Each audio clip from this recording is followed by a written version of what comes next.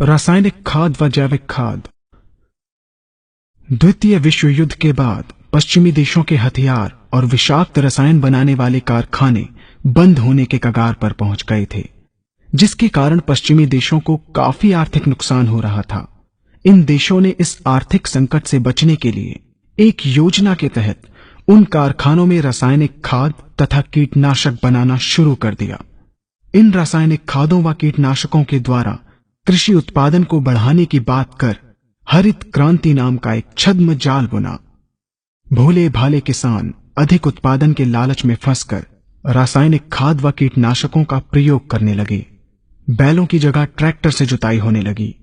शुरुआत में कम रासायनिक खादों के प्रयोग से अधिक उत्पादन हुआ।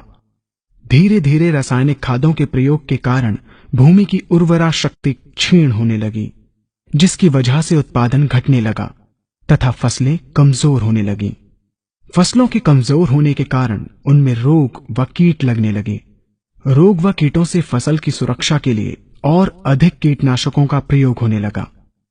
एक तरफ ज्यादा उत्पादन के लिए अधिक रासायनिक खादों का प्रयोग होने लगा, वहीं दूसरी तरफ फसलों को रोग व कीटों से बचाने के लिए अधिक विषाक्त कीटनाशकों का प्रयोग बढ़ गया, जिसके कारण उत्पादन लागत बढ़ी और किसान को लाभ कम होने लगा, बल्कि छोटे किसान कर्ज में डूबने लगे। धीरे धीरे भूमि की उर्वरा शक्ति क्षीण होने से भूमि बंजर होने लगी। रासायनिक खाद व कीटनाशकों के कारण खाद्यान्न भी विषाक्त हो गए तथा जलवायु भी प्रदूषित हो गई, जिसके कारण मानव पशु पक्षियों के स्वास्थ्य पर प्रतिकूल प्रभाव पड़ा, जिसका परिणाम आपके सामने है। मानव स्वास्थ्य पर रासायनिक खादों के पड़ने वाले प्रभाव को आप ऐसे समझें। जब किसान फसल में रासायनिक खाद डालता है तो रासायनिक खाद में उपस्थित विषाक्त रसायन जल में घुलकर सबसे पहले जल को प्रदूषित कर भूमि के अंदर उपस्थित केचुए व सूक्ष्म जीवाणुओं को मार देता है। ये बात सभी किसान अच्छी तरह से जानते हैं कि केचुए व अन्य सूक्ष्म जीवाणु भूमि की उर्वरा शक्ति को बढ़ाने के लिए अति आवश्यक होते हैं। विषाक्त रसायन के कारण इनकी मृत्यु हो जाने से भूमि की उर्वरा शक्ति नष्ट हो जाती है तथा भूमि कठोर होकर बंजर होने लगती है। रासायनिक खादों के विषाक्त रसायन पानी के माध्यम से अन्य खनिजों के साथ फसल के अंदर पहुंचकर फसलों को विषाक्त बना देते हैं।